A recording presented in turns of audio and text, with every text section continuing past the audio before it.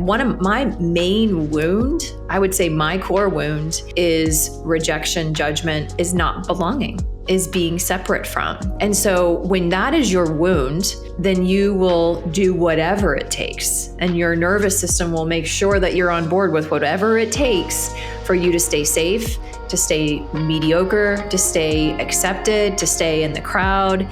Yet my authentic self is a trailblazer. Welcome to the InPowered Life Podcast, a space dedicated to spreading the message that you have the power within to create everything you seek. So if you're ready to enroll in a new kind of higher learning, the kind that leads to true personal freedom, then hang here with us. We're your hosts, Rudi and Aniston Riekstins, and this is the InPowered Life. Welcome to the InPowered Life Podcast. My name is Rudi Riekstins, and I'm joined by Aniston Blair Riekstins. And man, have I wanted to record a podcast episode on this topic for a very, very long time. I'm laughing to myself because we've probably talked about doing this episode, 50 times. And it just hasn't felt like the right time. But really, I think it was just maybe I wasn't ready. I'm not sure. But I'm excited as well about having this conversation and really going deep. You know, I have a number of times brought this topic up in rooms where Aniston is in the back of the room. I'm speaking to an audience. Sometimes it's 30 people, sometimes it's 500. And I have lovingly done it to nudge her and push her forward, because part of her work is to nudge and push and encourage me, and part of mine is to nudge and push and encourage her back. And so it's about supporting the other person in your life to be their highest and their greatest potential. And, you know, I have shared sometimes in audiences about this, and I see her just sink in her chair. And it's like, I can just see she's just so not ready yet. And then afterwards, she's like, you did it again, you. And what is so amazing is Aniston came to me and said, hey, I would really love to record this episode. And I would love to have this on your podcast, and I would love to have this on mine. And I'm ready to share it in my truth today. And so, Aniston, why don't you kick it off? All right. Well, I think let's go all the way back. And I want to say it was probably about 15 years when I discovered something called numerology. And this was very much towards the very beginning of when Rudi and I had met. And it was something that I fell in love with. I've spoken a lot about numerology on the InPowered Life podcast, as well as on the Aniston Riekstins show. So that should come as no surprise to anyone who listens to our podcasts. But a couple of years after that, I think that was in, 2013, 2014, I discovered a more rare form of numerology called soul contract numerology. And this was, again, one of those moments where I think I was driving by a Barnes & Noble. Rudi was out of town on a business trip. And all of a sudden I heard this voice in my head that said, pull in the parking lot, just go into Barnes & Noble. And I know what that feeling feels like. I'm very intuitive. And so I followed it. So I walked into Barnes & Noble, headed towards my favorite section, of course, which is spirituality and new age and all kinds of stuff like that. And as I was walking down the aisle, it was one of those moments where a book literally popped off the shelf.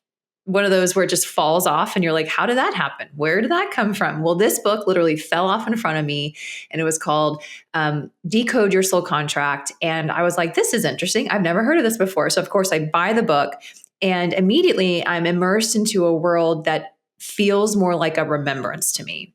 And essentially what it is it is the study of birth names and the energy of a birth name. And by interpreting the birth name, you're able to interpret your soul's plan, your spiritual map for this life. And I was so intrigued. I mean, again, I was just being pulled deeper into this work, and I wanted to know everything there was about it. So I decided I was going to get certified. Well, in the process of getting certified, there are 3 different levels, which of course I was like, I want to get certified in all 3. And in one of the trainings, we were learning about something called a name optimization. And as we were looking at these at names and interpreting names, we were able to see that sometimes when your birth name creates the bulk of your energy, but when you alter or change your name, or like for instance, as a woman, we so often will change our last name when we get married. And that then, while it doesn't completely change the birth name energy, which is the bulk of your energy and what you're here to experience, it can either help you, or the new name can serve to be a bit of a hindrance and create some obstacles for you, which again, I do believe everything is meant to be, it always has a reason. But when I interpreted my married name, I saw that there were some pretty big issues and some things that were not necessarily advantageous and or would help me in my journey, but also could create some potential conflict with Rudi and with my kids when I put it next to their birth charts. And I said to Rudi, when I discovered this, I was like, I don't know. I mean, this doesn't feel good to me. Yet the idea of going back and just using my maiden name also doesn't feel good to me, because I'm proud to be a Riekstins. There was no part of me that didn't want to have the same last name and use the same last name as my husband and as my children. And so I started talking about to Rudi, like, how would you feel if I optimized my name? I could just change it. I could alter it just even a little bit, and then would have a different name overlay, or the numbers would be more advantageous, which would mean energetically this would be healthier for me. And Rudi, being Rudi, was at first like, wait, just let me get this clear. So you think you want to change your name? And I'm like, well, I just want to investigate. I just want to play with this and see if I can find another name that feels aligned to me and feels aligned to where I am. And this led me on a journey. It didn't take long. And I had found a name that was very energetically suitable, that felt really aligned for me. And that's when I made the decision to change my name. I was born Anna Marie Hovenkamp. And when I married Rudi, I was Anna Riekstins. And I changed my name to Aniston Blair Riekstins. Hey, it's Aniston Riekstins here, and I want to ask you, have you ever wondered if there's more to your life and work than what you're doing right now? What if I told you that the universe is hiring and you were born to fill a role that will bring you true purpose and success? In my new #1 best-selling book, The Universe is Hiring, Discover the Role You Were Born to Fill, I'm going to show you exactly how to step into that role. This isn't just a book full of inspiration. It's a roadmap to help you start shifting into a more fulfilling life right now. You'll get clear on your unique purpose, learn how to align with your strengths, and take actionable steps towards the career and life that truly light you up. If you're ready to make a change and start living the life you were meant for, grab your copy today. Available anywhere you buy your books online, or click the link in the show notes. The story that I tell in front of audiences all the time, using this lovingly to nudge my wife forward. And it's important for me to anchor. She was never mad anytime I did it. She would laugh at me and be like, but it would never come with that, like, cannot believe you told people, because I'm not ready for them to know. It was more that when she changed her name, she wanted the name change. She wanted people to use it, but she didn't want anybody to know she did it. And so it was kind of like, well, how do you do both? And so it was more tongue in cheek. And the reason I would bring it into my live events, and still do and continue to do and will do for the end of time, at least my time, is I tell people when I'm on stage that life is about a constant state of change and evolution, and that we're supposed to change, we're supposed to learn, we're supposed to grow. I tell the story of the caterpillar and the butterfly going for a cup of coffee, and the caterpillar judgingly says to the butterfly, "Oh my God, you've changed." And the butterfly's like, "Dude, we're supposed to change." And I use that to set up the foundation that I am not married today to the lady I married years ago. She is not the same person. almost none of her is the same. I proposed to Anna Marie Hovenkamp. I'm married today to the same person legally, but her name is Aniston Blair Riekstins. What she likes is different. What she does is different. Who she is different. And I've got so comfortable being able to now ask the question, who are you today and how can I best love you today? Because I can't love her the way I loved her yesterday because, well, that person's dead and gone and there's a whole new version of her and she's reborn, rebirthed, and she's now anew.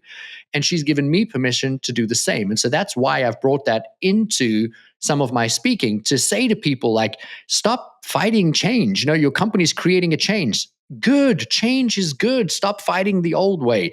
If you're in a relationship and your partner says, I don't like that, I like this now, don't turn around and say, well, you've always liked that. Well, you don't have to always be who you were. You get to change. And so when she changed her name, not then, but today, I celebrate the process because I'm like, we get to every single day, we get to create the change. Now, I think it's really important that we ground the actual process of her coming to me and what I went through, my level of understanding. And she really made this a simple, like, oh my God, yeah. And then this is what happened. So here's my version. She takes this numerology course, and I love that she's a learner. She's an avid learner.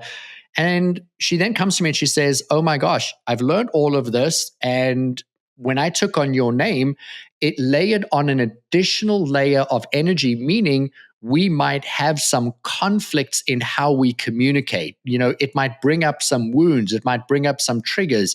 It means my kids might, want to rebel against me because our name energies are now creating a little bit of resistance. It doesn't mean we'll have bad relationships. It just means from time to time, we might have this energy that is layered on top of who we are currently, and we could actually clear it. Now, when you say to me, we could live better lives, have less stress, less of these unnecessary energies of opposition, well, why wouldn't you? Well, when she came to me and she said, I want to kind of like change my name a little bit, I was thinking Anna Marie would become Anna Marie Ann or Anna Marie Ree. I don't know. Something would be subtly changed that nobody would ever know. And I was like, yeah, babe, all for it. You go for it. And I went away on a business trip. I was in Miami for 4 days and I came home on a Friday. And I walk in and she says to me, I'm changing my name to Aniston Blair. And I remember that thought of like, I'm sorry, what did you say? How do we sell that one? Oh, okay, this is real. And I never ever called her Anna ever again. From that moment forward, I have always called her Aniston. Not even once have I slipped and said Anna. And it's because in that moment, I just realized, okay, this is something she's committed to. This is my job now. My job is to anchor this. And I also knew that this was going to be the most difficult thing she's ever going to do in her life. And I get to be the one that accepts it immediately. And I'm the one that gets to make it easy. And so we would have friends come over and she would say, yeah, I'm changing my name to Aniston. And they would ask a few questions. They would give us that look like, let's pretend like we're not judging.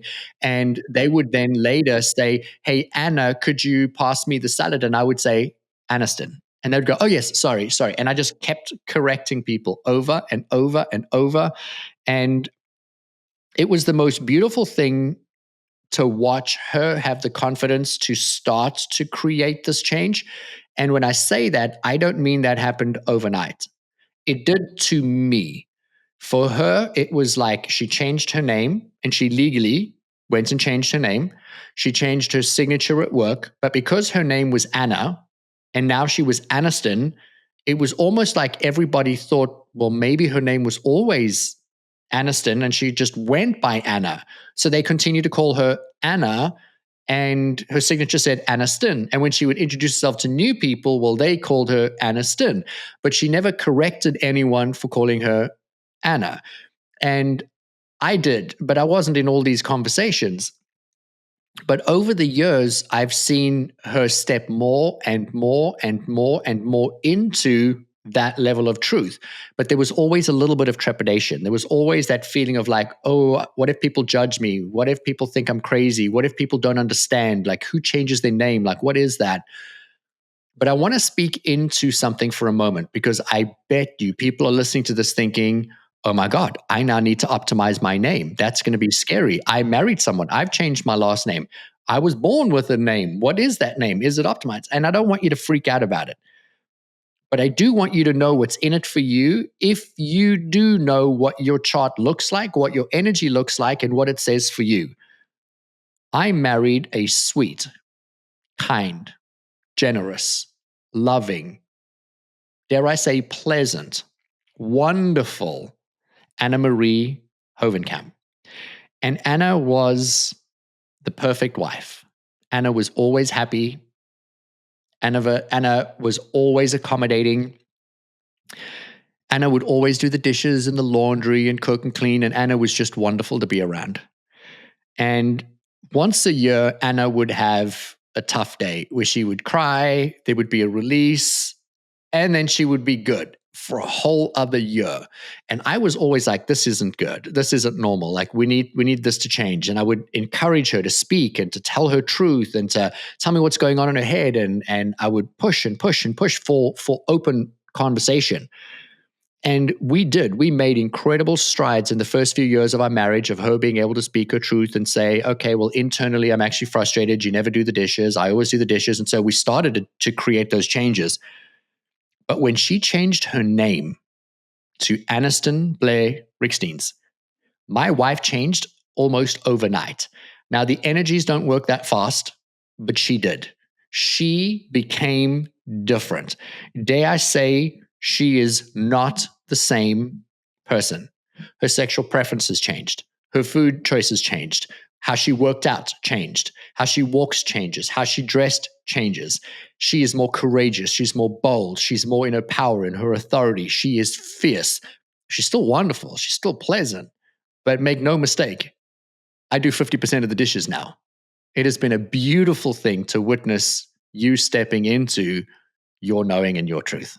Well, thank you. You are the best, most incredible husband on the planet. And clearly God knew, God knew the exact person I was going to need to support me and stand alongside me in this lifetime. Because I think what's really, as I'm sitting here listening to this back, and I think what is really important for you to understand, for the listener to understand, is that there are moments in life where you're going to have a feeling, a knowing that you need to do something, but that doing might just be not normal. Maybe it's not what society says is normal. Well, what is normal? Normal is just something that's been around long enough that it's become part of our comfort zone. But at some point, it wasn't normal. All the things that we do today that are so normal to us were at one point weird, different. Only a few people were doing this or saying this or talking about this. And now that I've almost lived 45 years, I've seen this, right? You get old enough and you get wise and you start to see the pattern. You're like, oh, now I get it.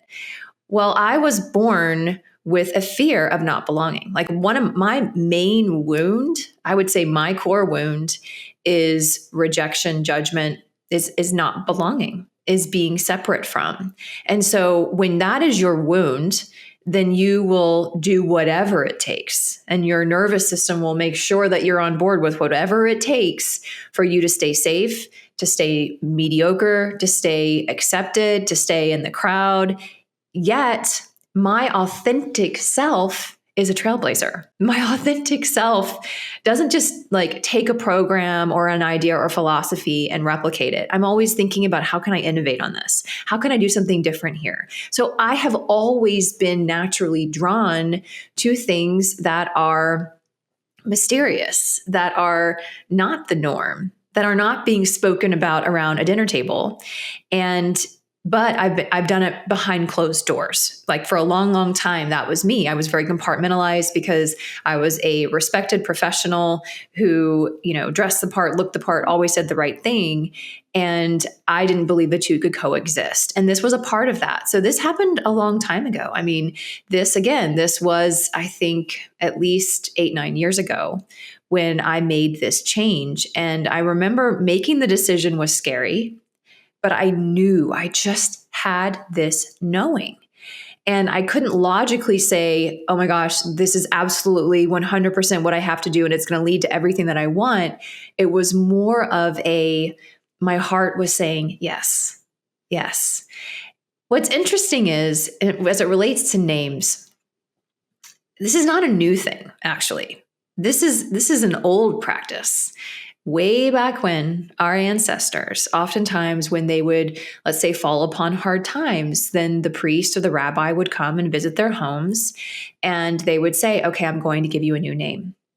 Because it has been known for a very long time that names that create sound, and sound is creative. And the tonality, the tones, and the vibration in your name acts like a beacon.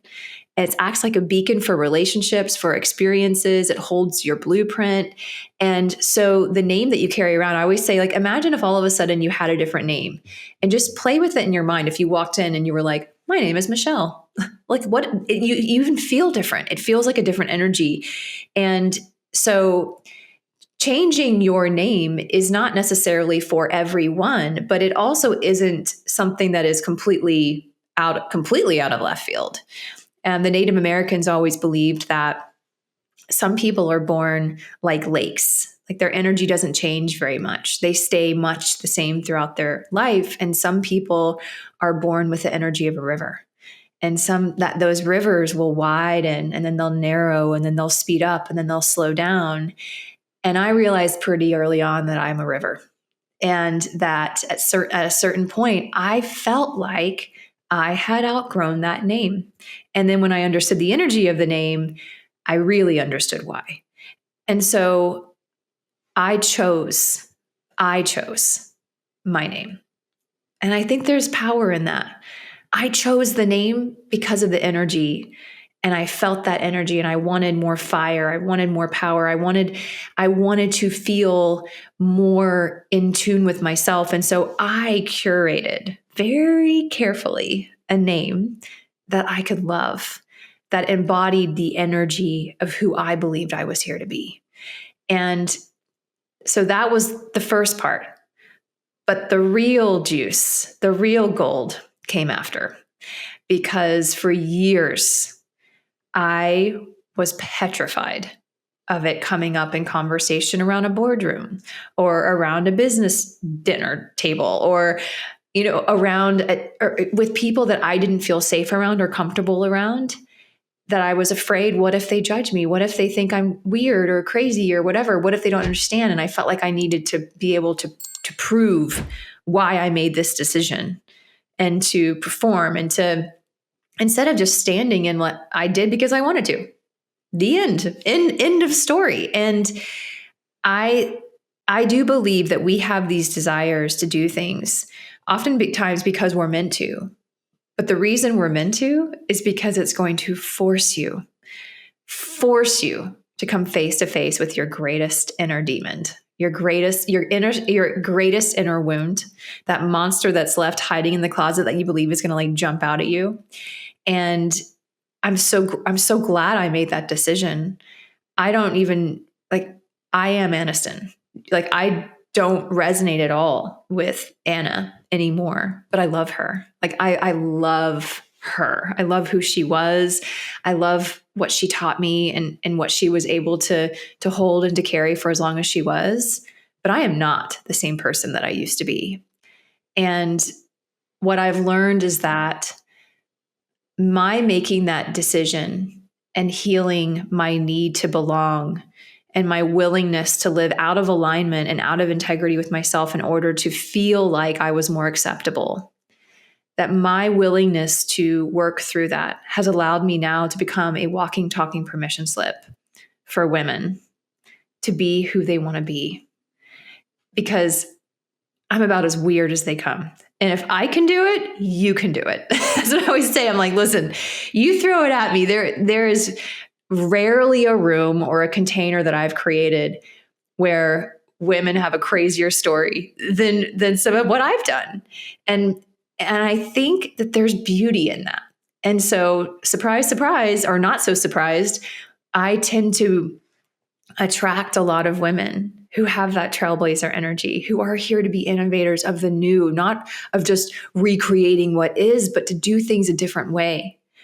But they need someone to model for them what it looks like to be able to hold your head high and to bring all of you wherever you are, and to not feel ashamed or a need to hide it. And even though for some of you, you might be saying, well, what's the big deal? You changed your name, right?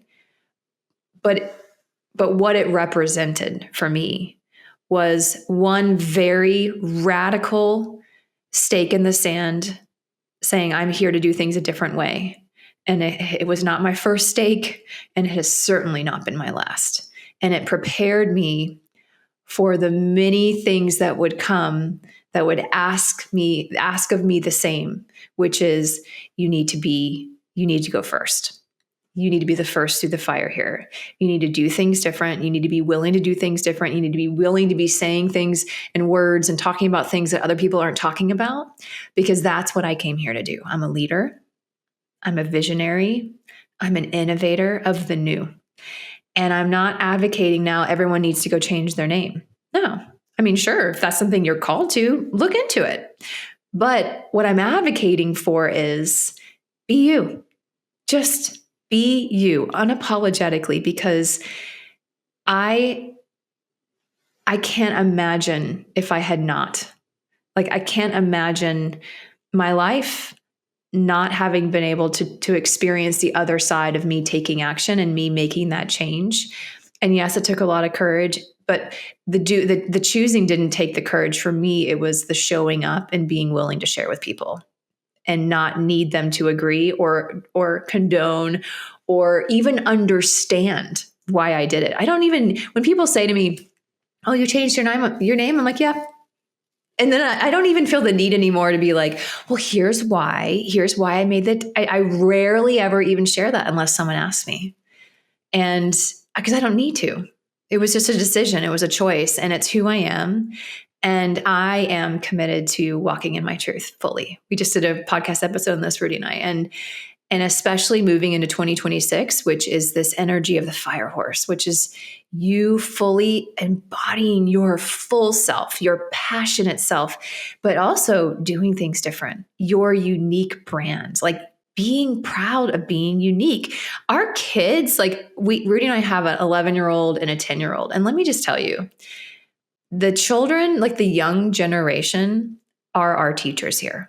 They are teaching us every single day their open-mindedness, how they are acceptable of other kids being different, dressing differently, speaking differently, having different sexual orientation, even associating themselves differently, maybe by a different gender or animal. I mean, you name it. That, like, I believe we are walking into a world that is a lot more like that. We will celebrate the uniqueness, and those that are trying to be like everyone else will actually be the ones that feel a little bit more on the outside, because what AI and all of these things that we're creating to build more efficiency in our life, what it can't recreate is your unique perspective, your unique expression, your unique gifts, and how you came here to create.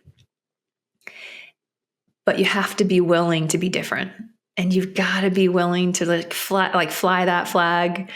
And I just want to invite any of you listening that are feeling that urge to do so, but just don't know how to do it or don't feel like you have the courage to, seek me out. Come hang out with me and let me walk you by the hand through this process, because you get to fully experience what it is to be your 100% authentic self. And nothing makes me happier than to help women and men do that. I want to ground. The episode has heavily focused around Aniston changing her name.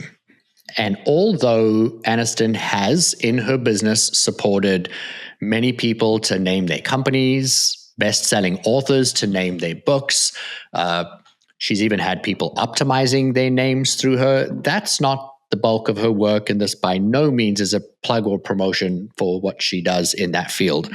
Although if you call to it, that is available to you. The point of this episode is for you to walk in your truth and for you to put down the unnecessary belief that somebody else validates you, and that no is a complete sentence, and that yes is a complete sentence, and okay is a complete sentence, and thanks is a complete sentence, and is a complete sentence, and you just to get to be you unapologetically. We have shared so many times in different platforms the conversations that are so different with our kids than the conversations that we have had internally. And I just think about what are the conversations our kids' are going to have, like our grandchildren one day, because, we could sit at a dinner table and say to our kids, we ask questions all the time. And we say to them, do you like somebody at school? We don't ask, do you like a guy or do you like a girl? We're open-ended. And, we get our kids to ask questions, and we say to our children, who do you like? Do you have a preference right now? And, my son, being 11 years old, turned around and he said, well, I don't actually know. I haven't really met someone that makes me think this way or that way. And I love the ability to be so open that there isn't this judgment or this shame in anything, or to identify with an animal or as a person, as what we're seeing globally right now in kids or in children coming out and dating a girl and then dating a guy and then going back and dating a girl. Now, that's not present in our life. Our kids are still too young, but this future is coming for all of us. And how beautiful is it if we could just learn the lesson that I so beautifully got a front row seat to in my marriage, and that is loving the person in front of you for who they are today. And so there's two lessons here for you if you're open to them. The first one is you get to be you unapologetically, whoever the F you want to be every single day, and everybody else gets to acclimatize to you. They get to or not. Or they leave. But if someone can't allow you, if they make you so uncomfortable because you're being authentic, it's only a reflection of where they're uncomfortable being authentic themselves. And that should never be your barometer for should I or shouldn't I, ever, ever, ever, ever. You be you. And the external reality will adjust. And if people leave, other people will come who will see you, who will support you, who will reflect back to you the powerful, authentic self that you are in their acceptance. And that's lesson number one. And so lesson number two in this is that it's your job to stay open to loving the person in front of you the way that they need to be loved. And you can have an expectation that people need to see you a certain way, meet you a certain way. Well, you have the same obligation to everybody else around you. And so today, could you walk more in your truth and in your power? And if you don't know how or where to start, could you find somebody that's doing it beautifully and reach out to them and ask them for support? And if there's somebody in your life, which they are many, could you just ask them today, who are you today? And how can I best love you? I love this episode so much. And I'm just sitting here having a moment of gratitude for myself and for you. There was no way you were going to let me get out of doing this or just being me. There was no way you were going to allow me to avoid being my true self. And that is the greatest gift, Rudi Riekstins, that you have given me. And among many others, including our two beautiful children and 15 years of a best friend and a partner.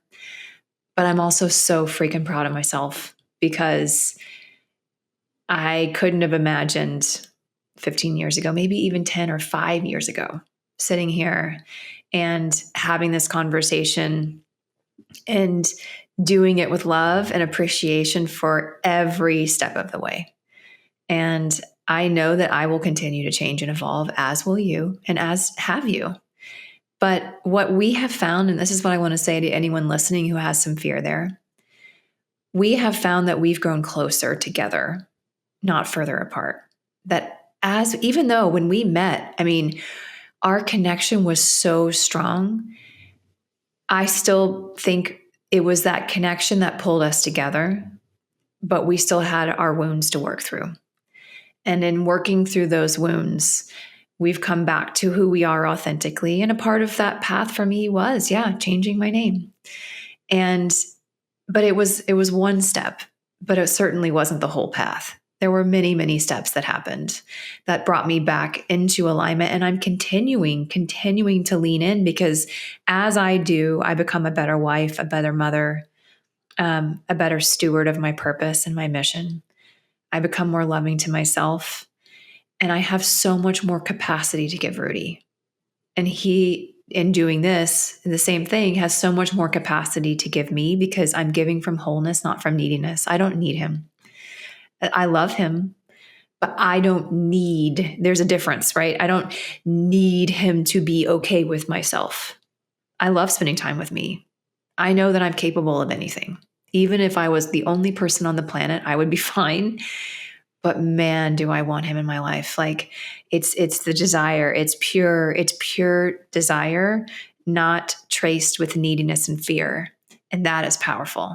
And that is a recipe for a lifelong, beautiful marriage, as long as we continue to show up and evolve and to expand and be true to ourselves. And so we've said this before on many different episodes, and we'll continue to say it a lot, because I think that one of our gifts that we're here to teach is as it relates to relationship and union and what marriage truly can be. And this has been a part of our story and our path. It has been an honor to walk this path alongside you. And to record this episode today was the cherry on the cake for me, because I do think that you came into this time, into this space as Anna Marie Hovenkamp, so that you could be challenged to create something really big and scary. And for you, that was a name change. And it gave you permission, a walking permission slip, to be your authentic self, to be somebody who breaks the mold of what is, that can bring in things that are different, that can challenge the status quo, and that if you didn't do that, you wouldn't be able to be who you came here to be. And so I'm honored to watch your journey, and this is definitely only the beginning. To everybody that is listening, watch this space, because this is where she grows, because she's living 100% in her truth with no shade, no shadows, there's no hiding. And I think that's when the world will truly get to see and benefit from all of what you have to offer. But this wouldn't be a podcast episode in self-development if we didn't turn it around back onto you. And how could you right now, today, stand in your truth? How could you stand in your power? How could you shine your light and have absolutely no shade? Because where there's shade, there's often shame. Could you just be unapologetically you? And how could you today not only show up in your truth, but support somebody near you to show up in theirs? We love you so much, and we'll catch you on the next episode. If you enjoyed this episode, please subscribe so you don't miss out on future content. And we would love your support in leaving us a review wherever you listen to your podcasts. Make sure to check the show notes for more information on how you can find us online and on Instagram. Now go create an amazing day for yourself, and we'll see you again soon.